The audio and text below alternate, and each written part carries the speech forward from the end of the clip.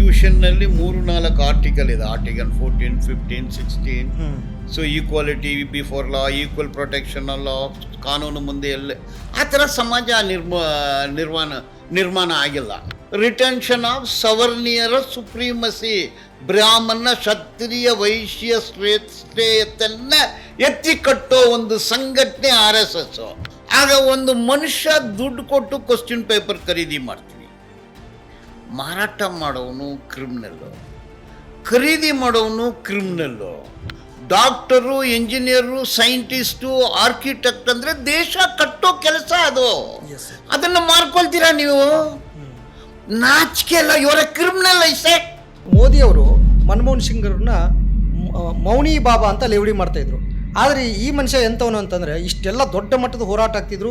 ಸೋನಮ್ ವಾಂಗ್ಚುಕ್ ಅವರು ಸುಮಾರು ಒಂದು 26 ದಿನಗಳಿಗೆ ಉಪವಾಸ ಇದ್ದರೂ ಕೂಡ ಆ ಮನುಷ್ಯ ಬಾಯಿ ಬಿಟ್ಟಿರಲಿಲ್ಲ. ಅಂಥ ಒಬ್ಬ ಮೌನಿ ವಿಶ್ವಗುರುವನ್ನು ಬಾಯಿ ಬಿಡಿಸ್ಲಿಕ್ಕೆ ಈ ಯೂತ್ಸ್ಗೆ ಹೇಗೆ ಸಾಧ್ಯ ಆಯಿತು ಅಂತ? ಮೌನಿ ಯಾಕೆ ಹೇಗೆ ನೀವು ಯೂತ್ಸ್ ಅಂತೀರಾ? ಇದು ಇಶ್ಯೂ ಅದೇ ಇದೆ. ಆ ಇಶ್ಯೂ ಅದು ಬರ್ನಿಂಗ್. ಯುವಕರಿಗೆ ಈಗ ದೇಶ ಸಮಾನತೆ ಅಲ್ಲ. ಕಾನ್ಸ್ಟಿಟ್ಯೂಷನ್ನಲ್ಲಿ 3-4 ಆರ್ಟಿಕಲ್ ಇದೆ. Article 14, 15, 16. So equality before law, equal protection law, ಕಾನೂನು ಮುಂದೆ ಎಲ್ಲ ಆ ಥರ ಸಮಾಜ ನಿರ್ಮಾಣ ಆಗಿಲ್ಲ.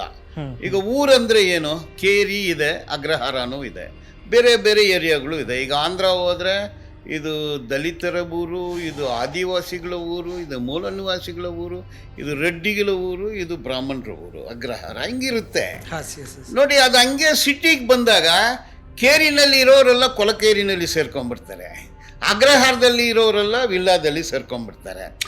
ಸೊ ಇದು ಅನ್ಈವನ್ ಸೊಸೈಟಿ. ಈಗ ಅದನ್ನು ಈವನ್ ಮಾಡೋದಕ್ಕೆ ಇದು ಏನು ನೀಟು ಏನು ಮಾಡಿದ್ರೆ ಅಂದರೆ CBSE ಸಿಲೆಬಸ್ಸಲ್ಲಿ ಕ್ವಶನ್ ಪೇಪರ್ ತಯಾರಾಗುತ್ತೆ. ಅವ್ರಿಗೆ 2 ಸೀಟ್ ಸಿಕ್ತಿತ್ತು, ಈಗ 1300 ಸೀಟ್ ಸಿಕ್ತು. ಅಂದರೆ ಮೇಲು ಜಾತಿ ಬ್ರಾಹ್ಮಣ ಜಾತಿಗೆ ಜಾಸ್ತಿ ಸೀಟು. ಅದು ಬೇಕಾಗಿತ್ತು RSSಗೆ. RSS ಅಂದರೆ ಏನು? ರಿಟೆನ್ಷನ್ ಆಫ್ ಸವರ್ಣಿಯರ ಸುಪ್ರೀಮಸಿ, ಬ್ರಾಹ್ಮಣ ಕ್ಷತ್ರಿಯ ವೈಶ್ಯ ಶ್ರೇಷ್ಠತೆಯನ್ನು ಎತ್ತಿ ಕಟ್ಟೋ ಒಂದು ಸಂಘಟನೆ RSS. ಅದು ಸ್ವಯಂ ಸೇವಕ ಅಂತಾರೆ. ಸ್ವಯಂ ಸೇವಕಲ್ಲ, ಇಲ್ಲ.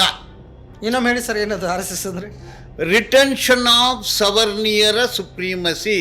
ಸವರ್ಣಿಯರ್ ಅಂದರೆ ಬ್ರಾಹ್ಮಣ ಕ್ಷತ್ರಿಯ ವೈಶ್ಯರು, ಅವರ್ಣ್ಯರ್ ಅಂದರೆ ಶೂದ್ರ ದಲಿತರು.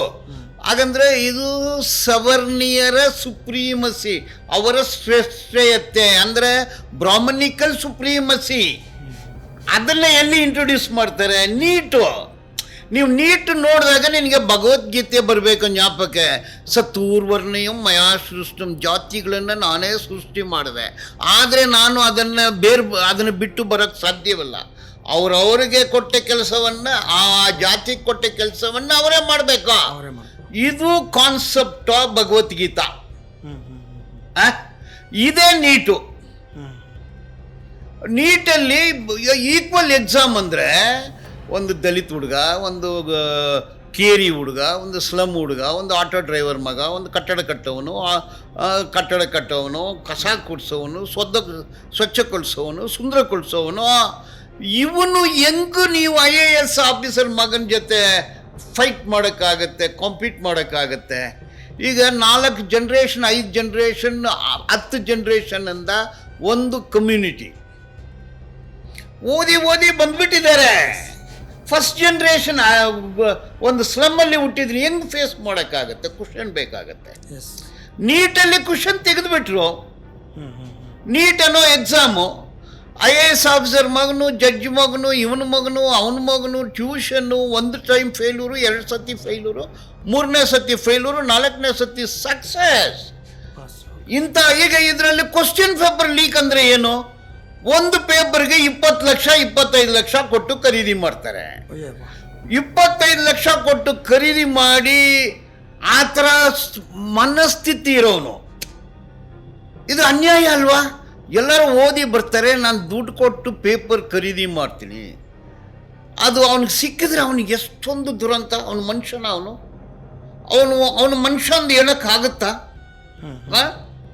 ಅವನೀಗ ಮನುಷ್ಯ ಇಂಗ್ಲೀಷಲ್ಲಿ ಏನದು human. Yes. Human is the word derived from Latin word humus. Humus ಅಂದರೆ ಮಣ್ಣು. ಮನುಷ್ಯ ಹುಟ್ಟೋದು ಮಣ್ಣು, ಸಾಯೋದು ಮಣ್ಣು. ಅದರಿಂದಾನೇ humus, human. And the word humility. Humility ಅನ್ನೋ ಪದ ಎಲ್ಲಿಂದ ಬಂತು? Humus, human. ಒಬ್ಬನ ಮೇಲೇನೂ ಇಲ್ಲ, ಕೀಳೇನಿಲ್ಲ, ಎಲ್ಲ ಸಮಾನತೆ. ಧರ್ಮಗಳು ಹ್ಯೂಮಿಲಿಯೇಷನ್ನ ಇಂಟ್ರೊಡ್ಯೂಸ್ ಮಾಡಿತ್ತು. ಆಗ ಒಂದು ಮನುಷ್ಯ ದುಡ್ಡು ಕೊಟ್ಟು ಕ್ವಶ್ಚನ್ ಪೇಪರ್ ಖರೀದಿ ಮಾಡ್ತೀವಿ. ಮಾರಾಟ ಮಾಡೋವನು ಕ್ರಿಮಿನಲ್ಲು, ಖರೀದಿ ಮಾಡೋವನು ಕ್ರಿಮಿನಲ್ಲು. ಏನು ಮನಸ್ಥಿತಿ?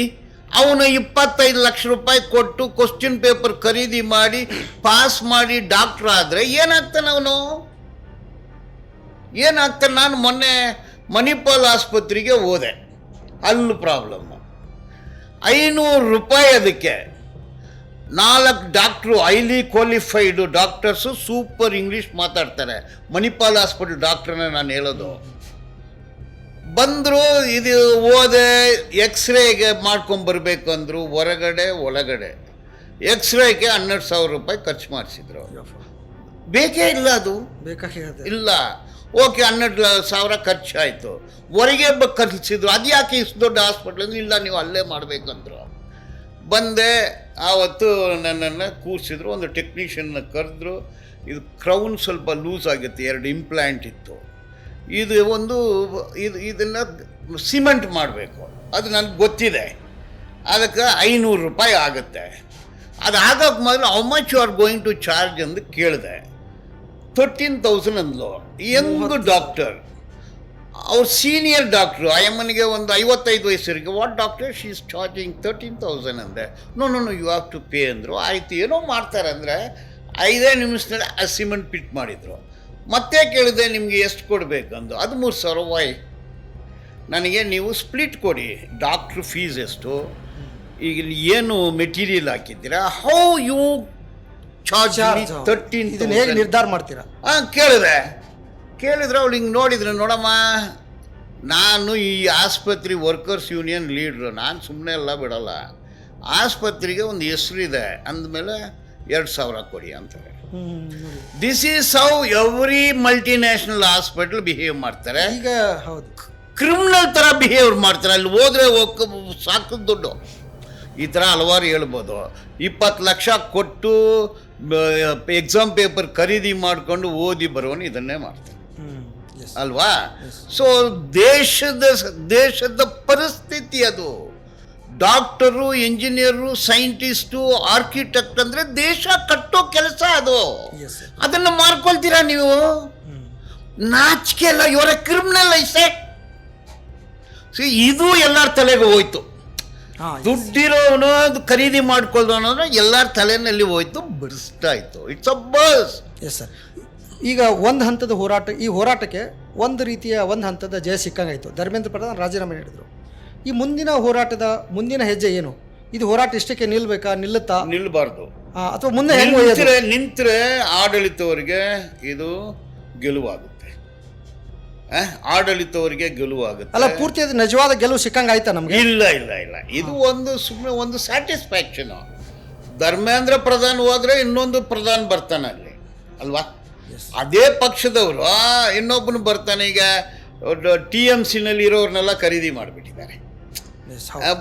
ಉದಯ್ ಠಾಕ್ರೆ ಅವ್ರನ್ನೂ ಖರೀದಿ ಮಾಡಿಬಿಟ್ಟಿದ್ದಾರೆ. ಮತ್ತು ಮಹಾರಾಷ್ಟ್ರ ಶರದ್ ಪವಾರ್ ಪಕ್ಷದ MP ಗಳನ್ನ ಖರೀದಿ ಮಾಡ್ತೀವಿ. ಅವ್ರಿಗೆ ಯಾರಿಗೋ ಒಬ್ರಿಗೂ ಕೊಡ್ತಾರೆ. ಯಾರಿಗೋ ಅದು ಏನೋ ಚೇಂಜ್ ಆಗೋದಿಲ್ಲ. ಇದು ಒಂದು ಗಾಡಿನಲ್ಲಿ ಸ್ವಲ್ಪ ಪೇಂಟ್ ಹೋಗ್ಬಿಡ್ತಿರುತ್ತೆ, ಟಿಂಕರಿಂಗ್ ಅಷ್ಟೇ. ಟಿಂಕರಿಂಗ್ ಮಾಡಿ ಈಗ ಪೇಂಟ್ ಮಾಡಿದ್ದಾರೆ, ಗಾಡಿ ಅದೇ. So tinkering is not engineering. So ಏನು ಗೆಲುವು ಬಂದಿದ್ದೆ ನನ್ನ ಪ್ರಕಾರ ಒಂದು ಟಿಂಕರಿಂಗು, ಬಟ್ ನಾಟ್ ಇಂಜಿನಿಯರಿಂಗ್. ಈ ಕಂಪ್ಲೀಟ್ ಚೇಂಜ್ ಮಾಡಬೇಕು. ನೀಟ್ ಬೇಡ. ನೀಟ್ ಬೇಡ ಅಂದ್ರೆ ಪರ್ಯಾಯ ವ್ಯವಸ್ಥೆ ಏನು ಹೆಂಗಿತ್ತು ಹಂಗೆ ಮಾಡಿ. ಸ್ಟೇಟ್ ಸಬ್ಜೆಕ್ಟ್ ಎಜುಕೇಷನ್ ಕರ್ನಾಟಕ ಸ್ಟೇಟ್ಗೆ ಬಿಟ್ಬಿಡಿ. KPSC ಮಾಡಬೇಕಾ? ನೀವು ಏನು ಮಾಡ್ತೀರಾ ಆ ಸ್ಟೇಟ್ಗೆ ಬಿಟ್ಬಿಡಿ. ಕೇಂದ್ರದ ನಿಯಂತ್ರಣದಲ್ಲಿ ಇರಬಾರ್ದು ಒಕ್ಕೂಟ ವ್ಯವಸ್ಥೆಯಲ್ಲಿ. ಬೇಡ. ಈಗ ಸ್ಟೇಟಲ್ಲಿ ದವನಿಯರು, ದಲಿತರು, ಆದಿವಾಸಿಗಳು, ಮೂಲ ನಿವಾಸಿಗಳು, ಒರಿಸ್ಸಾದಲ್ಲಿ 60% ಮೂಲ ನಿವಾಸಿಗಳು, ಆದಿವಾಸಿಗಳಿದ್ದಾರೆ. ಆ ಸ್ಟೇಟು, ಅದು ಸ್ಟೇಟ್ ಸಬ್ಜೆಕ್ಟ್. ನೀವು ಯಾಕೆ ತಗೊಳ್ತೀರಾ? Let the education be state subject, centralized ಬೇಡ. So the fight is there. ಒಂದು ಸ್ಟೇಟಲ್ಲಿ ನಮ್ಮದೇ ಕನ್ನಡ ರಾಜ್ಯ, ಕನ್ನಡ ದೇಶ, ಕನ್ನಡ ಜನ, ಕನ್ನಡ ನೆಲ, ಕನ್ನಡ ಜಲ, ಹಿಂದುಳಿದವರು, ಆದಿವಾಸಿಗಳು, ದವನಿಯರು, ದಲಿತರು ಎಲ್ಲ ಸೇರಿ ಕಟ್ಟಿದ್ದು. ಇಡೀ ಬೆಂಗಳೂರನ್ನು ಕಟ್ಟಿದ್ದು ಯಾರು? ಬ್ರಾಹ್ಮಣರು ಕಟ್ಬಿಟ್ರ? ಇಲ್ಲ ರಾಜರು ಕಟ್ಬಿಟ್ರ? ಇದು ಕೈ ಕಾಲುಗಳು. ಯಾರ ಕೈ? ದಲಿತರ ಕೈ, ಶೂದ್ರರ ಕೈ, ಅಲ್ಪಸಂಖ್ಯಾತರ ಕೈ, ಆದಿವಾಸಿಗಳ ಕೈ. ಬ್ರಾಹ್ಮಣರ ಮೆದುಳು ಸೇರಿರ್ತಲ್ವ? ಅದು ಬರೀ ಬ್ರಾಹ್ಮಣರು ಯಾರಾಗಲೂ ಬಂಡೆ ಹೊಡೆದಿದ್ದಾನ, ಸ್ವಚ್ಛಗೊಳಿಸಿದಾನೆ? ಬೆಂಗಳೂರಲ್ಲಿ ಪೌರ ಕಾರ್ಮಿಕರು 2 ಲಕ್ಷ ಜನ ಇದ್ದಾರೆ. ಕೈಯಿಂದ ಕೆಲಸ ಮಾಡೋದಕ್ಕಿಂತ ಮೆದುಳಿಂದ ಕೆಲಸ ಮಾಡೋದು ಮುಖ್ಯ. ಮೆದುಳಿಂದ, ಅದು ಆಕಾಶದಿಂದ ಬಂದಿರುತ್ತೆ. ನೀವು ಕಿತ್ಕೊಂಡ್ಬಿಟ್ಟಿದ್ದೀರಾ. ಆದರೆ ನಮ್ಮದೇ ಮೆದುಳು. ನೀವು ಏನಪ್ಪ ಕಂಡಿದ್ದೀರ? ಈಗ ನೀವು ಹೇಳಿದ ಪಾಯಿಂಟು ಸ್ವಲ್ಪ ಡಿವಿಯೇಷನು. ಸೊ ಮೆದುಳು, ಬ್ರೈನಿ ಅಂತಾನೆ ಹೇಳಿದ್ದು ನೀವು. ಏರೋಪ್ಲೇನ್ ನೀವು ಕಂಡಿಡ್ದಿದ್ದೀರಾ, ಕಂಪ್ಯೂಟ್ರು ನೀವು ಕಂಡಿಡ್ದಿದ್ದೀರಾ, ಔಷಧಿ ನೀವು ಕಂಡಿಡ್ದಿದ್ದೀರಾ, ಈಗ ಏನು ರಾಕೆಟ್ ನೀವು ಕಂಡಿಡ್ದಿದ್ದ. ಪ್ರತಿಯೊಂದು ಸ್ಪೇರ್ ಪಾರ್ಟ್ಸ್ ಬ್ರೈನ್ ಇದು. ಅಲ್ಲ ಸರ್, ನಮ್ಮ ಋಷಿ ಮುನಿಗಳು ಅವಾಗಲೇ ಸ್ತೋತ್ರಗಳಲ್ಲಿ ಇದನ್ನೆಲ್ಲ ಹೇಳಿಟ್ಟಿದ್ರು ಅಂತ. ಹೌದೌದು. ಹಾಗಾದ್ರೆ ಅದು ಈಗ ಬಾಂಬೆದಲ್ಲಿ ಸೈಂಟಿಸ್ಟ್ಗಳು, ರಿನೌಡ್ ಸೈಂಟಿಸ್ಟ್ಗಳಲ್ಲಿ ಮೋದಿ ಸಾಹೇಬ್ರು ಹೇಳಿದರು, ಏರೋಪ್ಲೇನ್ ಕಂಡಿಡ್ತು ನಾವೇ. ಫಸ್ಟು ಪೈಲಟ್ ಇಡೀ ಪ್ರಪಂಚದಲ್ಲಿ ಪೈಲಟ್ ಮಾಡಿದ್ದು ರಾವಣ, ಟ್ರಾವೆಲರ್ಸು, ರಾಮ, ಸೀತಾ. ಟೆಲಿವಿಷನ್ ನಾವೇ ಕಂಡಿಡ್ತೀವಿ, ಮಿಸೈಲ್ಸ್ ನಾವೇ ಕಂಡಿಡ್ತೀವಿ, ಕಂಪ್ಯೂಟರ್ ನಾವೇ ಕಂಡಿಡ್ತೀವಿ, ಔಷಧಿ ನಾವೇ ಕಂಡಿಡ್ತೀವಿ, ಪ್ರತಿಯೊಂದು ನಾವೇ ಕಂಡಿಡ್ತೀವಿ. ಯಾವಾಗ, ಯಾವ ವರ್ಷ, ಎಲ್ಲಿ? ಈಗ ಏರೋಪ್ಲೇನು ವೀಲು, ಈ ವೀಲು ಕಂಡಿಡ್ದೆ 2000 ವರ್ಷ ಆಗುತ್ತೆ. ಅದಕ್ಕೆ ಮೊದಲು ವೀಲ್ ಇಲ್ಲ. ವೀಲು ಅದಕ್ಕೆ ಮೊದಲು ಏನು ಪ್ರಯಾಣ ಆಗ್ತದೆ? ಕುದುರೆ ಮೇಲೆ ಹೋಗ್ತಿದ್ರು, ಆನೆ ಮೇಲೆ ಹೋಗ್ತಿದ್ರು. ಅದಾದಮೇಲೆ ಕುದುರೆಗೂ, ಆನೆಗೂ, ಹಸುಗೆ ವೀಲ್ ಸೆಟ್ ಮಾಡಿದರು. ಅದೇ 2000. ನೀವು ಯಾವಾಗ ಏರೋಪ್ಲೇನ್? ಅದು ವೀಲುಗೆ ಮೋಟರ್ ಫಿಟ್ ಮಾಡಿದ್ದು 1800 ವರ್ಷ ಆದಮೇಲೆ. ವೀಲು ಕಂಡಿಡ್ದು 1800 ವರ್ಷ ಆದಮೇಲೆ ಅದಕ್ಕೆ ಮೋಟರ್ ಕಂಡಿಡಿದ್ರು. ಸ್ಕೂಟರ್ ಯಾವಾಗ ಬಂತು? ಮೋಟರ್ ಸೈಕಲ್ ಯಾವಾಗ ಬಂತು? ಕಾರ್ ಯಾವಾಗ ಬಂತು? ಟೆಲಿಫೋನ್ ಯಾವಾಗ ಬಂತು? ಹಂತವಾಗಿ ಬರುತ್ತೆ. ಈಗ ನೀವು ಹೇಳೋ ರಾಮಾಯಣ 17,50,000 ವರ್ಷಕ್ಕೆ ಮೊದಲು ರಾಮಾಯಣ. ಹಾಗಂದ್ರೆ 17 ಲಕ್ಷ ವರ್ಷಕ್ಕೆ ಮೊದಲು ಏರೋಪ್ಲೇನ್ ಕಂಡಿಡ್ತಾರೆ. ಎಲ್ಲಿದೆ ಏರೋಪ್ಲೇನ್? ಪುಷ್ಪಕ ವಿಮಾನ. ಇದನ್ನ ಏನು ಹೇಳ್ತೀರಾ? Whether it is a scientific temper. ಒಂದು ಪ್ರಧಾನಿ ಮಾತಾಡೋದು ಸರಿನಾ? ಇದು ದೇಶವನ್ನು ಯಾವ ಮಟ್ಟಕ್ಕೆ ತಗೊಂಡು ಹೋಗ್ತಾರೆ? ಇದೆಲ್ಲನೇ ಬಾಯ್ಲಿಂಗ್ ಪಾಯಿಂಟ್. ಈಗ ಯುವಕರು ಹೋರಾಟ ಮಾಡ್ತಾರಲ್ಲ, ಇದೆಲ್ಲನೂ ಬಾಯ್ಲಿಂಗ್ ಪಾಯಿಂಟು. ಅವ್ರು ಹೇಳಿದ್ದು ಜುಮ್ಲಾ ಏನು? 15 ಲಕ್ಷ ದುಡ್ಡು ತರ್ತೀನಿ, 2 ಕೋಟಿ ಯುವಕರಿಗೆ ಕೆಲಸ ಕೊಡಿಸ್ತೀನಿ, ಚಿನ್ನದ ರಸ್ತೆ ಮಾಡ್ತೀನಿ, $1 $1 ನೋಟು. ಈಗೇನಾಯಿತು? $100 $1 ಆಯಿತು. ಪೆಟ್ರೋಲು $10 ಕೊಡ್ತೀನಿ ಅಂದರು, ಪೆಟ್ರೋಲ್ $110 ಆಯಿತು. ಅವ್ರು ನೀವು ಹೇಳಿದ್ದು ಅದಕ್ಕೆ ಅವ್ರ ಜೊತೆಯಲ್ಲಿ ಒಬ್ಬರಿದ್ದಾರೆ, ಅಮಿತ್ ಶಾ. ये सब जुमला है, ये जुमला का गवर्नमेंट, ये जुमला का आदमी है. ಇಲ್ಲ ಬರೀ 2 ಮಾರ್ವಾಡಿಗಳು ಇಡೀ ದೇಶವನ್ನು ಮಾರಾಟ ಮಾಡ್ತಾರೆ, 2 ಮಾರ್ವಾಡಿಗಳು ಖರೀದಿ ಮಾಡ್ತಾರೆ. ಈ 4 ಮಾರ್ವಾಡಿಗಳು ಬೇರೆ ಬೇರೆ ಅಲ್ಲ, ಈ 4 ಮಾರ್ವಾಡಿಗಳು ಒಂದೇ. ಅಂದರೆ ಮೋದಿ, ಅಮಿತ್ ಇಬ್ಬರು ಸೇರ್ಕೊಂಡು ಮಾರಾಟ ಮಾಡ್ತಾ ಇದ್ದಾರೆ, ಅಂಬಾನಿ ಅದನ್ನು ಖರೀದಿ ಮಾಡ್ತಿದ್ದಾರೆ. ಅದೇ ಅರ್ಥ, ಬೇರೆ ಅರ್ಥ ಏನು ಬರುತ್ತೆ? ಒಟ್ಟಾರೆ ಸರ್, ಈಗ ಈ ಹೋರಾಟ ಅದೇ ಮುಂದೆ ಹೋಗೋದಾದರೆ ಯಾವ ರೀತಿ ಹೋಗಬೇಕು ಮತ್ತು ಈ ಕನ್ಕ್ಲೂಷನ್ ಮಾಡೋದಾದರೆ ನಾವು ಇದನ್ನು ಯುವ ಜನರು ಇಲ್ಲೇ ಹೋರಾಟ ಇಷ್ಟಕ್ಕೆ ನಿಲ್ಲಿಸಬೇಕಾ ಅಥವಾ ಮುಂದೆ ಇನ್ನೂ ಇಡೀ ವ್ಯವಸ್ಥೆ, ಇಡೀ ವಾಹನವನ್ನು ನೀವು ನೋಡಿ? ಈ ಸರ್ಕಾರ ಹೋಗ್ಬೇಕು. ಈ ಸರ್ಕಾರ ನಾಲಾಯಕು, ಈ ಸರ್ಕಾರ ಇರಬಾರ್ದು. ಈ ಸರ್ಕಾರದಿಂದ ಭಾರಿ ಧಕ್ಕೆ ಆಗಿದೆ, ದೇಶ ಕೆಟ್ಟೋಗಿದೆ, ತಿನ್ನೋಕ್ಕೂ ಊಟ ಇಲ್ಲ, ಕೆಲಸ ಇಲ್ಲ, ಭಾರಿ ಕಡಿಮೆ ಸಂಬಳ. ನೋಡಿ ನಮ್ಮ ಕಾಂಗ್ರೆಸ್ ಬಗ್ಗೆನೇ ಹೇಳಬೇಕು. ಕರ್ನಾಟಕದಲ್ಲಿ ಮಿಡ್ ಡೇ ಮೀಲ್ ಟೀಚರ್ಸು ಎಷ್ಟು ಸಂಬಳ ಗೊತ್ತಾ? ಎಷ್ಟು ಸರ್? ತಿಂಗಳಿಗೆ ಎಷ್ಟು ಸಂಬಳ ಕೊಡ್ತಾರೆ ಸರ್ಕಾರ? 4,700 ರೂಪಾಯಿ. ಸರಿನಾ ಇದು? ಅತಿಥಿ ಉಪನ್ಯಾಸಕರು, ಆ? ಅತಿಥಿ ಉಪನ್ಯಾಸಕರಿಗಲ್ಲ, ಇಲ್ಲ, guest lecture. Not guest lecturers, mid day meal workers, okay okay, ಬಿಸಿ ಬಿಸಿ ಊಟದ workers, ಎಷ್ಟು 4,700. ಹೌದು. ಅಂಗನವಾಡಿ 6,700, ಹೌದು. 12,500. ಈಗ rural health mission nurses, mid level health provider nurses, T B control nurses, guest lecturers, guest teachers, ಇವ್ರು ಯಾರು ಕಾರ್ಮಿಕರಲ್ಲ. Face of government is these workers. ಅವ್ರನ್ನ ವರ್ಕರ್ಸ್ ಅಂತ ಕರೆಯೋದಿಲ್ಲ. ಡಿ ಎ ಇಲ್ಲ, ಪಿ ಎಫ್ ಇಲ್ಲ, ಗ್ರ್ಯಾಚ್ಯುಟಿ ಇಲ್ಲ, ಹೆರಿಗೆ ಭತ್ಯೆ ಇಲ್ಲ. ಇಂಥ ಒಂದು ಪರಿಸ್ಥಿತಿಗೆ ತಂದಿರೋ ಸರ್ಕಾರ ನಾಲಾಯಕ್ ಸರ್ಕಾರ. They should go. ಅಂದರೆ ಕಾಂಗ್ರೆಸ್ ಪರ್ಯಾಯ ಅಂತ ಹೇಳ್ತೀರಾ? ಕಾಂಗ್ರೆಸ್ಸು ಅದೇ ಕೆಲಸ. ಕಾಂಗ್ರೆಸ್ ಎ ಟೀಮ್ ಅಂದರೆ B J P B team, B J P A team ಅಂದರೆ ಕಾಂಗ್ರೆಸ್ಸು ಬಿ ಟೀಮು. ಹೊಸ ಕ್ರಾಂತಿ ಆಗಬೇಕು ತಮಿಳುನಾಡಲ್ಲಿ. ಈಗ ಕಾಂಗ್ರೆಸ್ಸು ಮನಮೋಹನ್ ಸಿಂಗು, ದೇಶಕ್ಕಾಗಿ ಪ್ರಾಣ ಕೊಟ್ಟ ಸಿಂಗು, ಭಗತ್ ಸಿಂಗು, 10 ವರ್ಷ ಆಡಳಿತದಲ್ಲಿ ದೇಶವನ್ನೇ ಮಾರಿಬಿಟ್ಟ ಸಿಂಗು ಮನಮೋಹನ್ ಸಿಂಗು. ಮನಮೋಹನ್ ಸಿಂಗೇ ಈ ಎಲ್ಲ ವಿಚಾರಕ್ಕೂ ಫೌಂಡೇಶನ್ ಅವರೇ.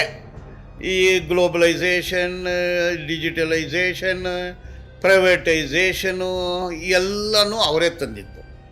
ಇನ್ಫ್ಯಾಕ್ಟ್ ನೀವು ಹಿಸ್ಟ್ರಿ ನೋಡಿದರೆ, ಈ was on deputation from America and world bank. ಅವರು ವರ್ಲ್ಡ್ ಬ್ಯಾಂಕಲ್ಲಿ ಕೆಲಸ ಮಾಡ್ತಿದ್ರು. ಅವ್ರನ್ನ ಅಲ್ಲಿಂದ ಡೆಪ್ಯುಟೇಷನ್ ಮಾಡಿ ಕಳಿಸ್ತಾರೆ. 10 ವರ್ಷ ಆಡಳಿತ ಮಾಡಿದರು. ಬಟ್ ಅವ್ರಿಗೆ ಸ್ಪೀಡ್ ಇತ್ತು, ಅದು ಜೆಟ್ ಸ್ಪೀಡು. ಈಗ ಮೋದಿ ಸಾಹೇಬ್ರನ್ನ ತಂದಿದ್ದಾರೆ, ಅವರು ರಾಕೆಟ್ ಸ್ಪೀಡು, ದೇಶ ಮಾರಾಟಕ್ಕೆ ರಾಕೆಟ್ ಸ್ಪೀಡು ಅಲ್ಲಿ ಹೋಗ್ತಾರೆ. ಅಂದರೆ ಇದಕ್ಕೆ ಮೋದಿ ಅವ್ರ ಜೊತೆ RSS ಒಂದು ಈಗ ಅದನ್ನೇ ಫ್ಯಾಸಿಸಮ್ ಅಂತೀವಿ. ಇಟಾಲಿ ಫ್ಯಾಸಿಸಮನ್ನು ಫ್ಯಾಸಿಸಮ್ ಅಂತೀವಿ, ಜರ್ಮನ್ ಫ್ಯಾಸಿಸಮನ್ನು ಫ್ಯಾಸಿಸಮ್ ಅಂತೀವಿ, ಇಂಡಿಯಾದಲ್ಲಿರೋ ಫ್ಯಾಸಿಸಮನ್ನು ಫ್ಯಾಸಿಸಮ್ ಪ್ಲಸ್ ಅಂದು ಹೇಳ್ತೀವಿ. Okay, this is fascism plus.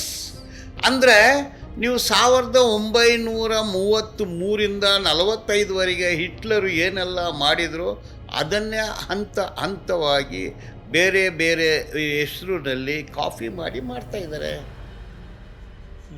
Mussolini ಚೌಕಿದಾರ್ ಅಂದ, ಮೋದಿ ನಾನು ಚೌಕಿದಾರ್ ಅಂದರು. ಅವರು ದೇಶ ಅಂದರು, ಇವರೇ ಯಾವ ದೇಶ? ದೇಶ ಅಂದರೆ ಮಣ್ಣಲ್ಲ, ಮನುಷ್ಯರು. ಇವರು ಮನುಷ್ಯರ ದೇಶವನ್ನು ಮಾತಾಡ್ತಾ ಇಲ್ಲ, ಮಣ್ಣುಗಳ ದೇಶವನ್ನು ಮಾತಾಡ್ತಾ ಇದ್ದಾರೆ. ಸರ್, ಒಟ್ಟಾರೆಯಾಗಿ ಜಂಜಿ ಹೋರಾಟದ ಯುವಜನರ ಹೋರಾಟದ ಸುತ್ತಮುತ್ತ ಮಾತಾಡ್ತಾ ದೇಶದ ಪರಿಸ್ಥಿತಿ ಯಾವ ಕಡೆ ಹೋಗ್ತಿದೆ, ಯಾಕೆ ಸರ್ಕಾರ ಬದಲಾಗಬೇಕು, ಯಾಕೆ ಜನರ ನಡುವಿನ ಆಕ್ರೋಶ ಮಡುಗಟ್ಟಿ ಹೋರಾಟಕ್ಕೆ ಕಾರಣ ಆಯಿತು, ಈ ಎಲ್ಲ ವಿಚಾರಗಳನ್ನು ಈ ಇವತ್ತಿನ ಪಾಡ್ಕಾಸ್ಟಲ್ಲಿ ಮಾತಾಡಿದ್ರಿ. Thank you sir. ಧನ್ಯವಾದಗಳು.